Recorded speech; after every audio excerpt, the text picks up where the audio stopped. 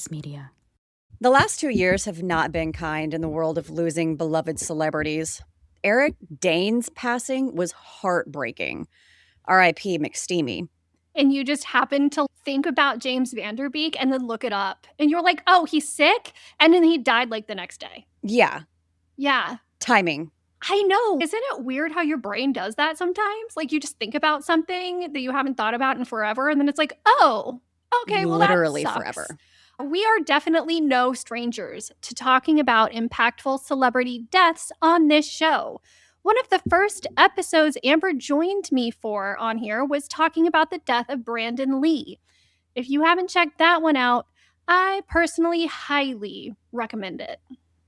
The film he tragically passed away during filming remains one of my all-time favorite movies. I even got a tattoo saying, "It can't rain all the time." And if you've been living under a rock for the past however long and don't know what movie I'm talking about, it's the original Crow. Mm-hmm. Go watch it immediately. It's so good. It is.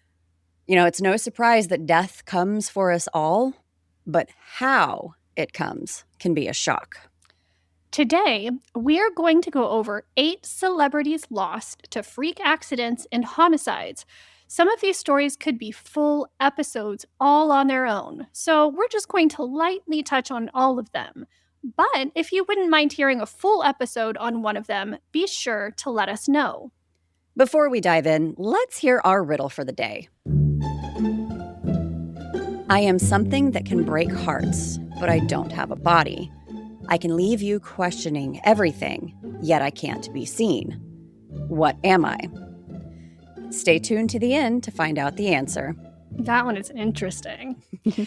If you like what you hear today, please consider leaving us a 5-star rating and review wherever you're listening to us. It really does help more than you know. I'm Gina. And I'm Amber. And this is Weird True Crime.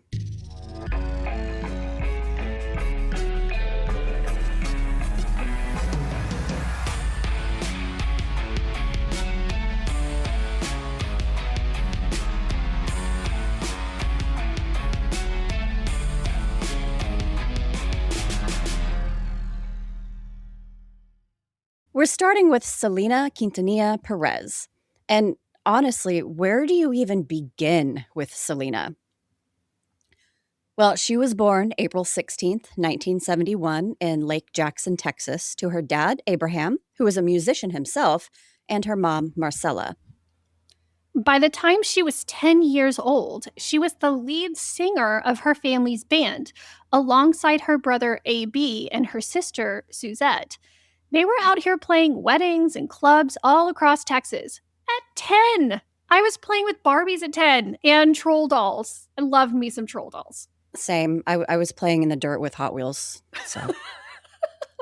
The family released 7 albums together before Selena got her real big break. In 1989, after she performed at the Tejano Music Awards, she was signed as a solo artist to the EMI label and dropped her self-titled debut that same year. Between 1989 and 1995, she released 5 studio albums and 1 live album.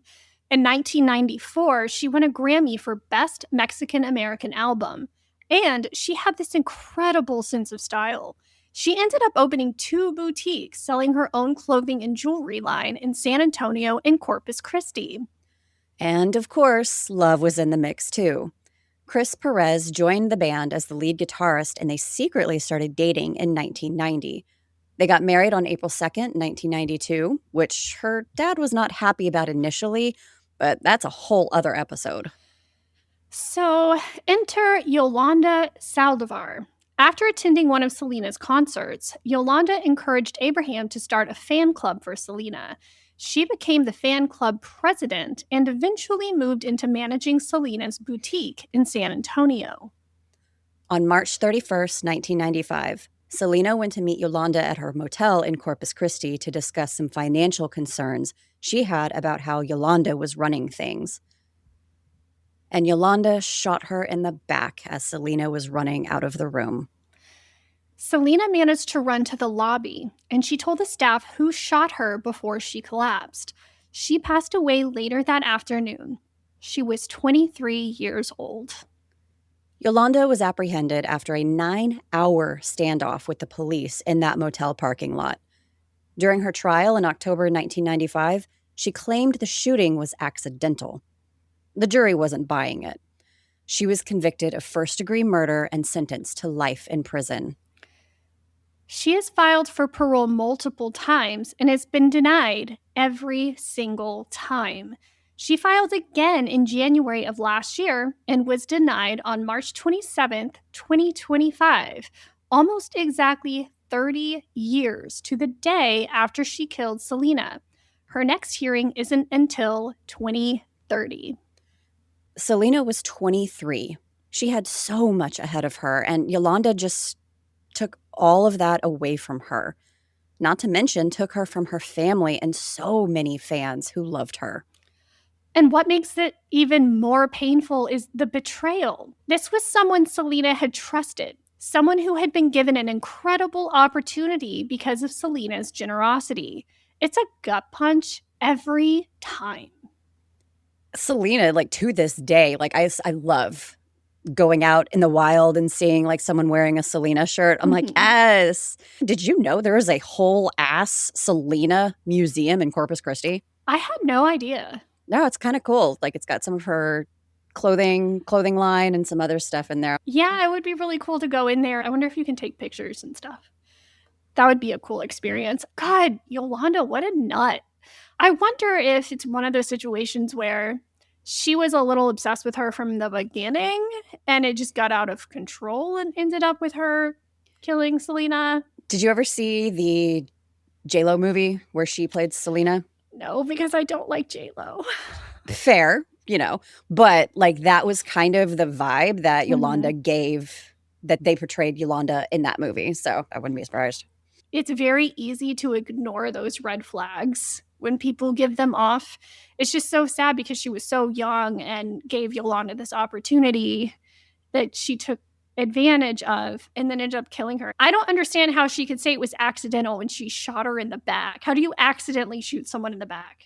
That's actively running away from you. Right. Yeah. That doesn't make any sense. R.I.P. Selena. I can't believe it's been 30 years. I know. That's insane. Makes me feel old. I know. All right, next up, we're talking about Phil Hartman. Y'all remember him? Phil was born September 24th, 1948 in Brantford, Ontario, Canada. He was the fourth of 8 kids, and he had admitted that he didn't get a lot of love and attention growing up in that big of a household. His family moved to the U.S. when he was 10. And very similar to Selena, we've got someone who found their calling young. Phil discovered he loved making people laugh in high school. He studied art at Santa Monica City College, dropped out, came back, studied graphic arts at Cal State Northridge.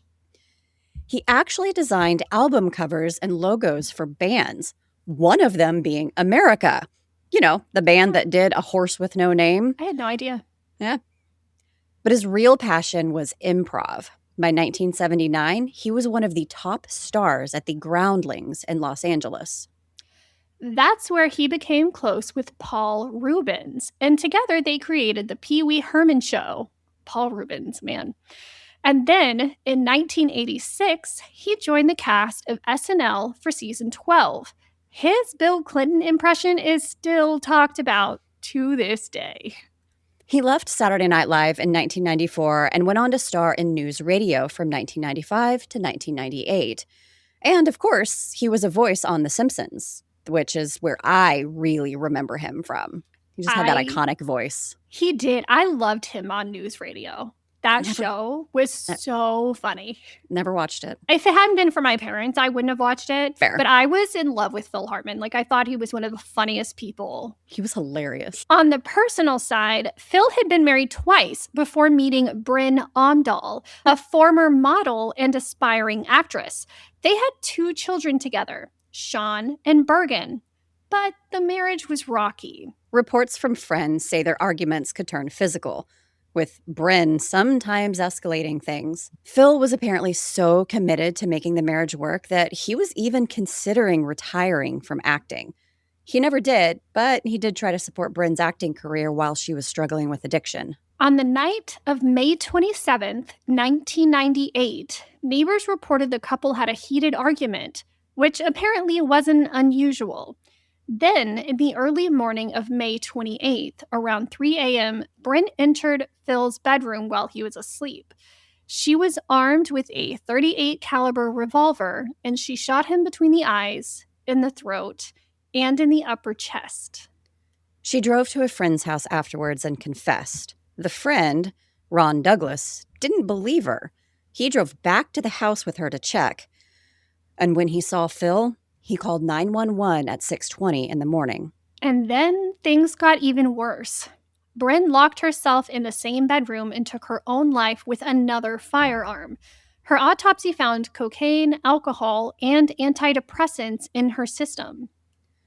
Phil's brother, John, said in 2014 that Phil was an incredibly gifted artist, and the tragedy is not just that he's gone, but how he's gone and what his kids had to carry. Phil Hartman is remembered as one of the greatest comedy talents of his generation, and honestly, he deserved so much more time. I remember when this happened. It was so sad. It's just one of those things that's like, what do you mean this celebrity actor that we see on TV was killed by his wife? Why? That's crazy. I think at the time, I didn't even process, that he had been murdered. I was like, what? He died? Really? Never gonna see or hear him again? Mm-hmm. The truly tragic part of it was he was considering retiring because it was supposedly said that Bryn, since she was an aspiring actress as well, and she wasn't doing very well, she was reaching nowhere near the level of success that Phil had, that she was really jealous of his success. And so he had considered retiring. Mm-hmm. So he wasn't, rubbing it in her face. Giving her the doing chance so to well. succeed. Yeah. Yeah. Man, I also did not realize that I don't want to say typical, but I always believed that it was she shot him and then killed herself situation. I had no idea that she killed him and then left Mm-hmm. and told a friend and brought the friend back and then she killed herself. Did it. I had no idea. Yep. That is shocking. She was not okay. No, she was not okay, which is so sad. And the fact that he tried to stand by her and support her through all of that. And that's how it ended for him anyway. Yeah, that's one that sticks with you. He was such a legend. It was devastating when he died. Yep. Well, this next one is genuinely heartbreaking because we are talking about a child. Judith Barsi was born on June 6, 1978 in Los Angeles to her parents Joseph and Maria Barsi. Joseph had fled Hungary and relocated to California, where he met Maria at a restaurant where she worked as a waitress. From what people knew them described, the marriage had some serious dysfunction. Despite what was going on at home, Judith had this undeniable talent for acting. She landed her first role at the age of 3 in the miniseries Fatal Vision. And then, in 1987, when she was just 9 years old, she was cast as Thea Brody in Jaws: The Revenge. And then she voiced Ducky in The Land Before Time in 1988. Yep. Ugh, still hear it in my head. If you've ever seen that movie, that was Judith. She also voiced Anne Marie in All Dogs Go to Heaven. She appeared in over 50 commercials and multiple TV shows. While her career was genuinely blossoming, her home life was completely falling apart. Her father, Joseph, was described by people close to the family as an abusive alcoholic with a violent, controlling temper. And the more successful Judith became, the worse it got. One incident that stuck with people. Before Judith left to film Jaws: The Revenge in the Bahamas, Joseph allegedly held a knife to her throat and threatened to kill her if she didn't come back. She was a child filming a movie, and her father held a knife to her throat. That's insane. Judith told family friends, "I'm afraid to go home. My daddy is miserable. My daddy is drunk every day, and I know he wants to kill my mother. That quote wrecks me every time I read it because she knew. She was a little kid, and she knew what was coming. Maria had reported Joseph to the LA County Department of Children's Services in December 1986. The case was closed because police found no visible injuries, despite the fact that Judith had apparently been pulling out her own eyelashes from the stress of the abuse. And Maria chose not to prosecute. The system failed them. Maria had started taking steps to leave. She had rented an apartment in Panorama City, but she hadn't made the final move yet. On July 25th, 1988, Joseph followed through on his years of threats. He shot Maria in the hallway of their home and shot Judith in her bed. He poured gasoline on their bodies and set the house on fire. Then he took his own life in the garage. Firefighters extinguished the blaze and the police found both bodies. Judith's body was found in her bedroom near a pink TV that her father had reportedly given her as an apology for previous abuse. She was only 10 years old at the time of her death. Her final film, All Dogs Go to Heaven, was released posthumously. There was actually a TikTok that went around in 2024 about this. The claim was that Burt Reynolds' emotional reaction while recording his final scene, where his character Charlie says goodbye to Anne Marie, was actually Burt saying goodbye to Judith. Reynolds never publicly confirmed or denied that, and we can't verify it. But I'll tell you what. If you've seen that movie and you go back and watch that scene, knowing what happened to her, it hits completely different. I remember when I saw that TikTok, I was like, oh, gut punch, and now I'm crying. And real or like true or not, like it doesn't really matter. That was probably really difficult. It's hard to have words. I'm so angry. Oh, I know. Angry about this. There were so many signs. Yep. So many signs. And the fact that she reported him and then chose not to prosecute, I understand she was probably terrified of him. Yeah.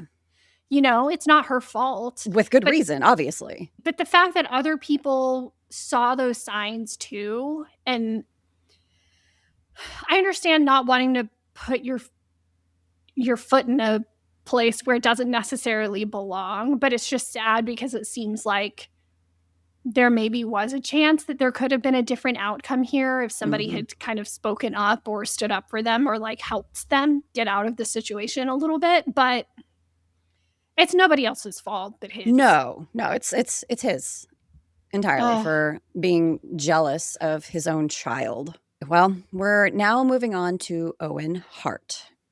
Owen was born May 7th, 1965, to Stu and Helen Hart, the owners and operators of Stampede Wrestling. Stu himself had been a wrestler for years. Owen was the youngest of 12 children, 8 of them boys. That's too many kids. And all 8 of those boys became wrestlers. But it was Brett and Owen who really rose to national fame on the WWF. Owen got his start in high school, went to the University of Calgary, and by 1987, he was one of the hottest up-and-comers in the business. Pro Wrestling Illustrated named him Rookie of the Year. He joined WWE as the Blue Blazer, this masked superhero character. But unfortunately, the gimmick kept him losing to the bigger stars, and in 1989, he left after a match against Mr. Perfect. He spent time wrestling internationally before returning to WWE in 1993. And that return gave us one of the greatest wrestling storylines ever, the Hart brothers' rivalry.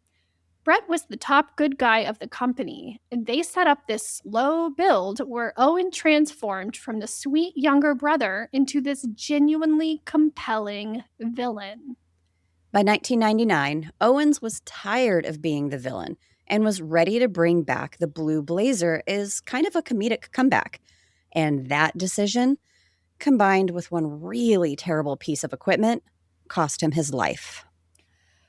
On May 23rd, 1999, about 75 minutes into WWE's Over the Edge pay-per-view event at Kemper Arena in Kansas City, Owen was set to make his entrance by descending from the rafters.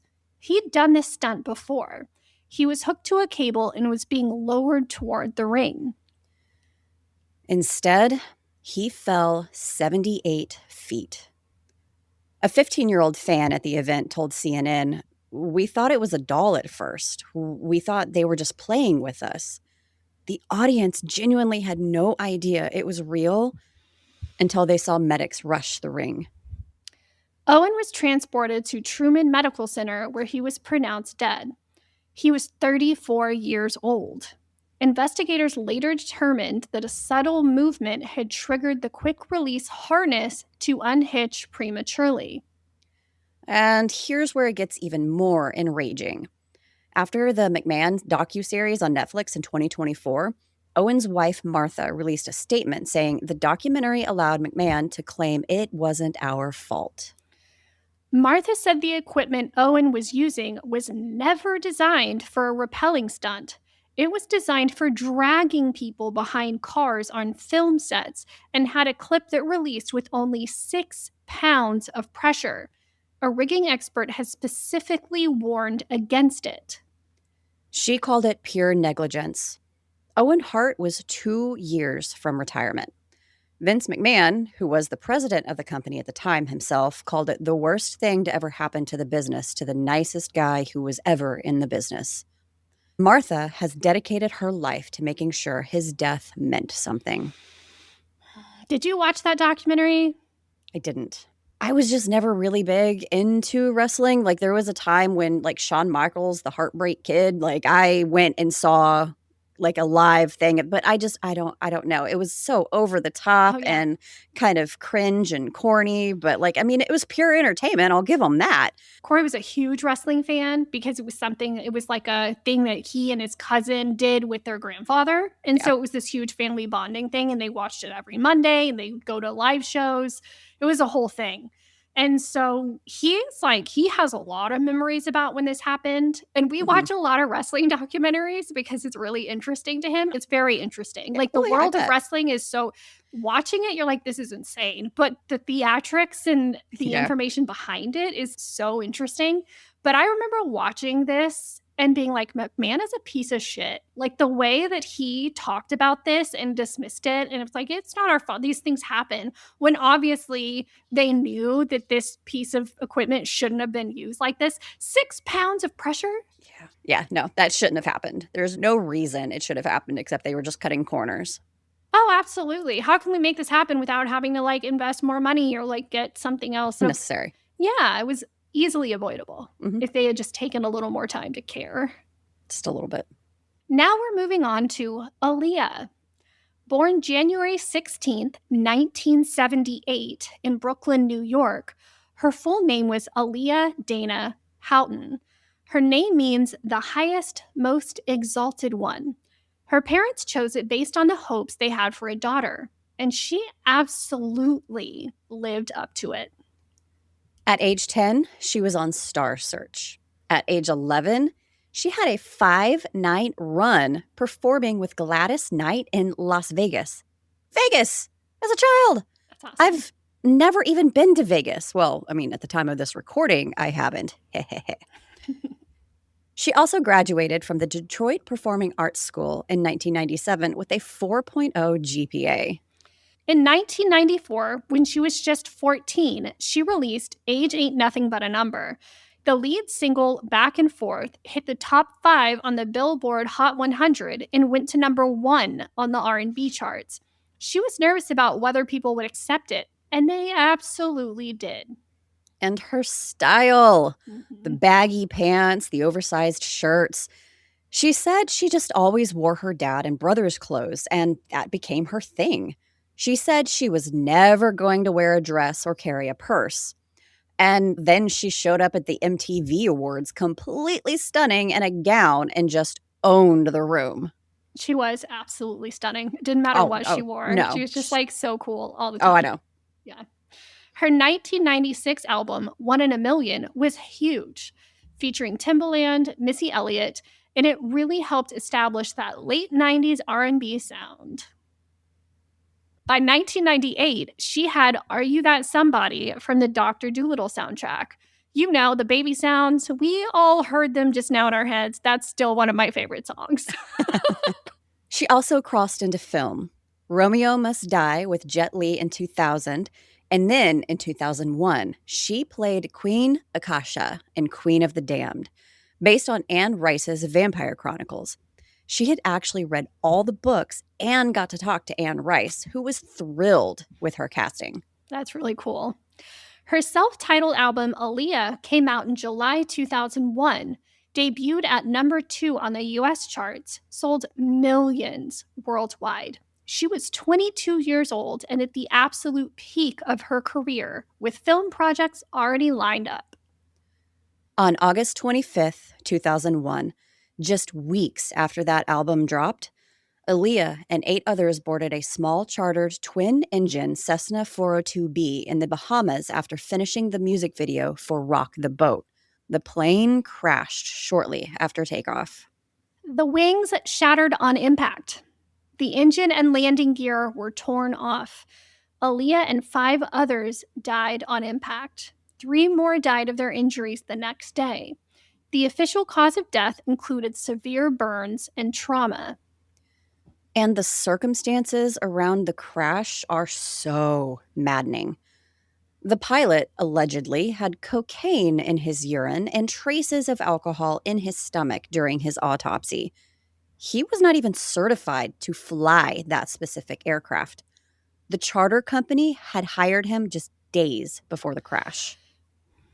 Multiple changes of which charter company would bring Aaliyah and her crew back to the US created confusion, and the plane was reportedly 700 pounds overweight when it took off.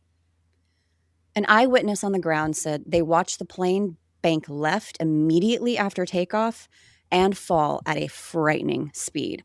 The whole thing took less than a minute. Her family later settled a wrongful death lawsuit against the production company for an undisclosed amount. Aaliyah should have had another 40 years of music and film. The fact that so much of it came down to a series of logistical failures and a pilot who had no business behind the controls is just, it's so unnecessary. She was robbed. I remember this. This made me sad. I loved Aaliyah. Like her, when she started wearing like the little crop tops, like the tight shirts and like the baggy pants. And I was like, can I be that cool? Yes. No, I can't, but she can. She was so cool. Such an icon. They wrapped up filming and they were in a hurry to get back to the US. Like they're done. They just want to go home. Yeah. And the charter company, like they were just all over the place. They didn't even do a final check before you take off. They do checks. There's a whole list of things that they're supposed to double check. Weight being one of them. It's huge. They never checked anything. They just boarded. Dude was coked up and had alcohol in him and had no idea how to fly that plane. Yeah. That's insane. 700 pounds overweight. No wonder it just... Yeah, it was just like, nope. No, I cannot carry this. That's devastating. So heartbreaking. Man, Aaliyah. I loved her so much. And she was just like, you couldn't wait to see what she did next. What else she was going to do. And we were at that age where she was like the coolest, you know, because she's just a little bit older than us. And so it was so cool to watch her progress. And all of her music was so good. And she was just like, such a cool female role model at the time. And when she played Queen Akasha, I was like, can this chick get any cooler? Yeah. It's just so devastatingly unnecessary. Oh, Steve Irwin, the crocodile hunter. Born February 22nd, 1962, in Upper Fern Tree Gully, Victoria, Australia. His parents moved the family to Queensland and opened up the Beerwah Reptile Park in 1970. And that was Steve's whole world growing up. This man caught his first venomous snake at age 6. A common brown snake, which, for context, is one of the most dangerous snakes in all of Australia. And by age 9, he was helping wrangle small crocodiles in waterways near the park. His mom would pull over on the way to school so he could rescue lizards off the road. By the early 1980s, he was living for months at a time in remote areas of Queensland, catching problem crocodiles for the Queensland government. Just him and his little dog developing crocodile management techniques that are now used around the world. He officially took over managing the park on October 4th, 1991, and 2 days later, 2 days, he met Terry Raines, a tourist visiting from Oregon. They got married on June 4th, 1992. Their honeymoon was filming a wildlife documentary while relocating a crocodile. That was their honeymoon. That tracks, honestly. Yeah. And that footage became the Crocodile Hunter series, which became a global hit. They renamed the park Australia Zoo in 1998. He discovered a new species of turtle in 1997, named Irwin's turtle, and won a medal in 2001 for contributions to conservation and tourism. Crikey. He raised his kids, Bendy and Robert, out there in the wild alongside him. And he always said if he was remembered for anything, he hoped it was for being a good dad. Aw. Which, given everything, I think he got that wish. On September 4th, 2006, Steve was filming a series called Ocean's Deadliest in the Great Barrier Reef. They'd originally planned to film a tiger shark, but couldn't find one. So they turned their attention to an 8-foot stingray instead for a separate project. The plan was simple. Steve would swim up to it, it would swim away, and they'd capture the moment on camera. Instead, the stingray propped up on its front and began stabbing Steve repeatedly with its barb, striking him multiple times in the chest. His cameraman, Justin Lyons, said Steve knew immediately something was very wrong. He said, "It punctured me lung," but he didn't know it had actually pierced his heart. The damage was so severe that there was almost nothing anyone could have done. The working theory is that the stingray may have mistaken Steve's shadow for a tiger shark, which are natural predators of stingrays, so it went into defense mode. It was a horrible, terrible accident. Steve had given orders that no matter what happened to him during filming, it should be recorded. So his death and the attempts to save him were captured on camera. That footage was eventually turned over to his family, who said they had it destroyed. His legacy lives on through the Australia Zoo and Bendy and Robert, who both became conservationists and helped run the Australia Zoo with their mom, Terry. Bendy had her first child in March of 2021, and Robert has continued the wildlife work. Steve would be so proud. He would. They've done amazing. Yeah, the fact that they just kept going in his honor, that is so cool.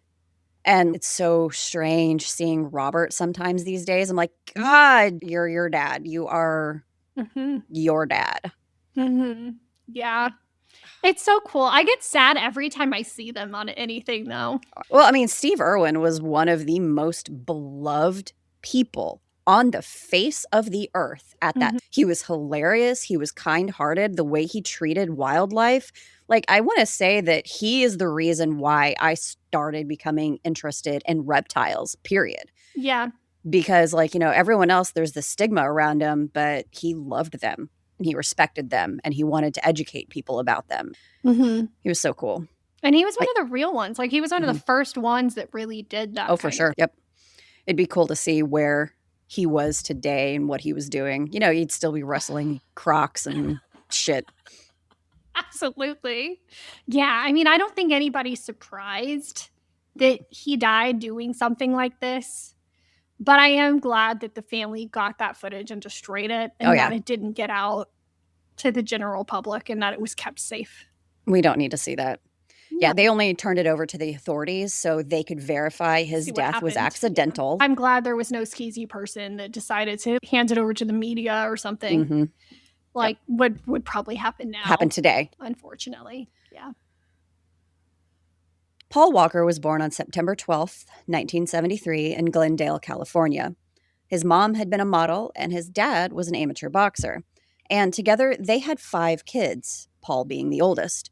He booked his first commercial for Pampers at age 2. Overachiever. He continued auditioning throughout school and landed minor parts in Highway to Heaven and Charles in Charge. He graduated in 1991 and started getting bigger roles. Pleasantville in 98, Varsity Blues and She's All That in 99. And then in 2001, everything changed. The Fast and the Furious.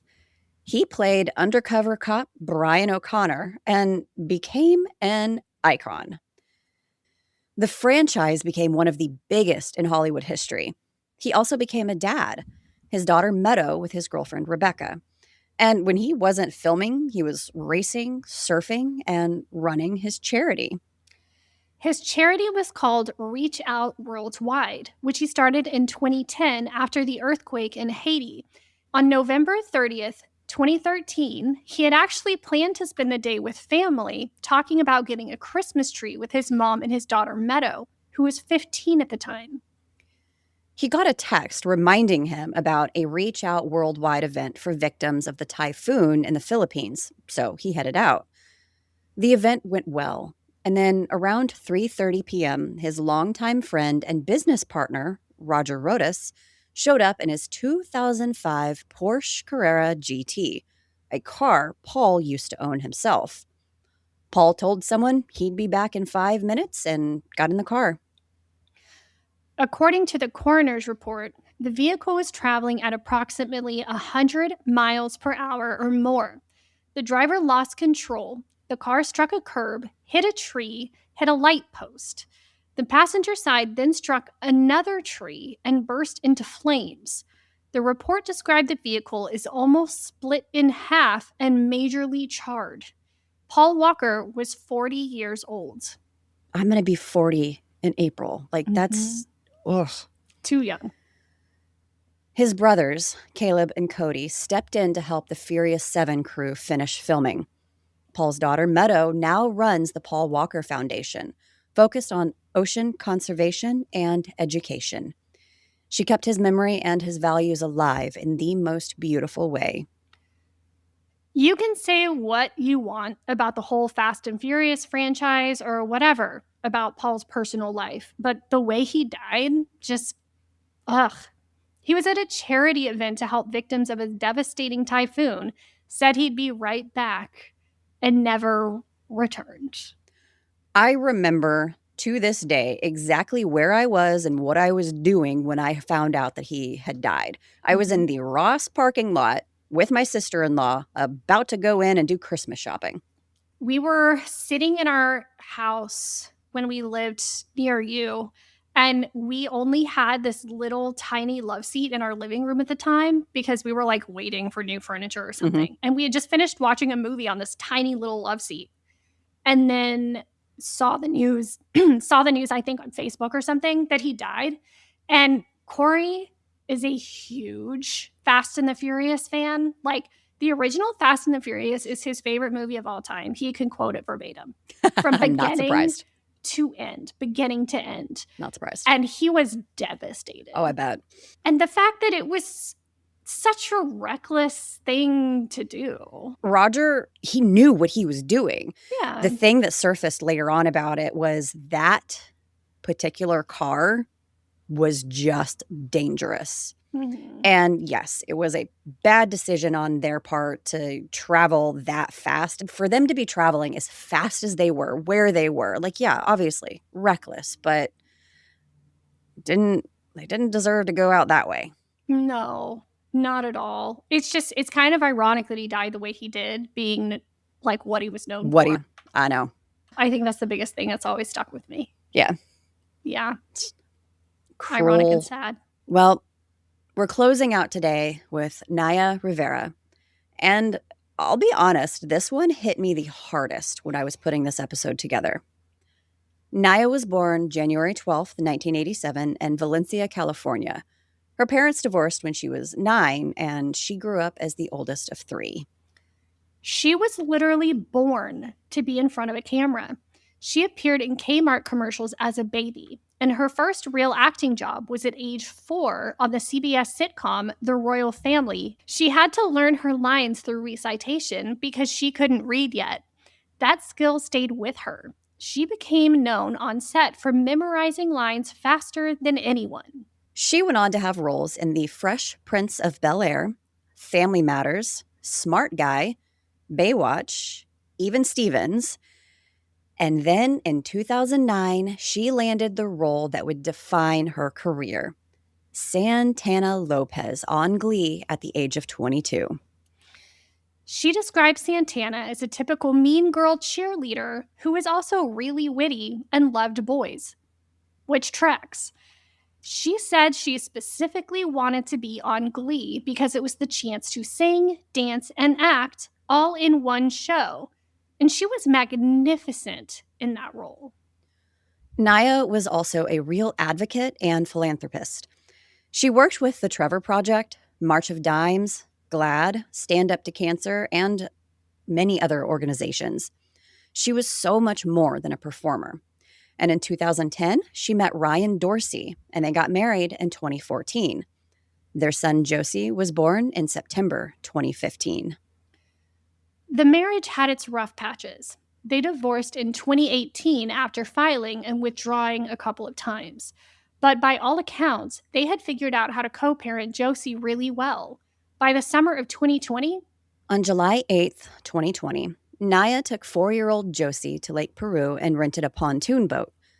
Josie was a little nervous about swimming that day because of the wind, but Naya told him not to be silly, and they jumped in together. after a while in the water, they noticed the boat had started to drift away from them. Naya told Josie to swim back to the boat, where she got him aboard safely, and then Josie turned around and watched his mother disappear under the water. About 3 hours after they'd launched, when they hadn't returned the boat, staff at the lake found Josie alone on the boat, asleep. This triggered a 5-day search of the lake. On July 13th, her body was found floating in the northeast part of the lake, where the water is about 35 to 60 feet deep. The belief is that she used every last bit of her strength to get Josie to safety and just had nothing left. And if that doesn't already break your heart, years later, Josie told his father that he's carried guilt about that day because when he was on the boat trying to help, there was a rope, but there was a spider on it, and he was too scared to throw it to her. Ryan told him the rope wouldn't have been long enough anyway. Just heartbreaking, a 4-year-old. He's now going on 11 years old, has to carry that with him. Naya Rivera gave her life for her child. The same instinct that made her such a dedicated performer and activist, that fierce, all-in energy, showed up in the most ultimate way. She was only 33 years old when she passed. She was funny and talented, and she fought for the people she loved and the causes that she believed in.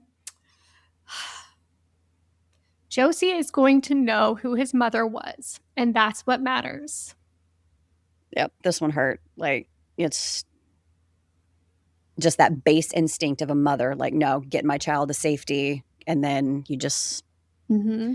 And poor Josie. So Ryan did... He really didn't want it. He didn't really talk about it after Naya passed away. You know, it was tough. Mm-hmm. But he finally did do an interview with People, and that's when he talked about this and that Josie had said that to him, and how that poor little kid just had that in his mind for how long. I could have helped my mommy, but there was a spider and I couldn't touch the rope. It's like, even if you had powered through your fear and tried to throw her that rope, she probably still had no energy to even hold on or pull herself up or That's anything. what I was going to So say. there was nothing that he could have done. No, I hope he doesn't live with that his whole life. I think now that, like, he fessed up to his dad about it, he was able to talk to him and kinda help him out with that. I Oh, hope, anyway. Mm. everything in your power to protect your kid and screw yourself. It's just so sad. And she was such a great person. I really liked her, and she was amazing on that show. Oh my god. She was one of my favorite characters on Glee. Mhm. She was phenomenal. She actually did release a book too, that she wrote herself, and that's, like, it's one of the funniest things that she had said that she was destined to be in front of a camera because she joked that, like, in her mom's stomach, she was, like, posing for the ultrasound. She was also drop dead gorgeous. She was, like, can Yeah. we be honest here? Stunning. So gorgeous, a good person, a great mom, all Yep. the things. It's so sad. She was so young, and So young. I'm really sad for her son. Yeah. Well, go hug the people you love. This just goes to show that you literally never know. Oh, and there were obviously other celebrities over the past few years that we've lost. So many were to drug overdoses, cancer, suicide, and heart related complications. Life can be so unpredictable. Thank you so much for listening today. If there's a case or story we covered that you would like to hear more in depth, let us know. Be sure to follow us on Instagram at Weird True Crime. But before we go, let's hear that riddle one last time. I am something that can break hearts, but I don't have a body. I can leave you questioning everything, yet I can't be seen.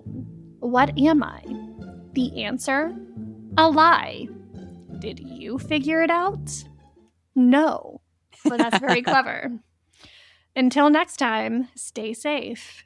And make good choices. Bye. Bye.